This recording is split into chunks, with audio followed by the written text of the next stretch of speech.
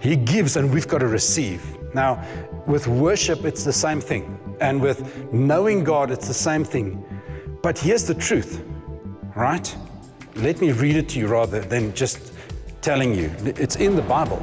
Bless the Lord, O my soul, and do not forget. What should we not forget? So the scripture teaches us. Now, we are not in a transactional Christianity. We're not in a transactional relationship with God, amen? But the Bible says, don't forget that it's to your benefit, that God wants to benefit you, that God wants to bless you. I love that song, The Blessing. I think Corey Job sings it.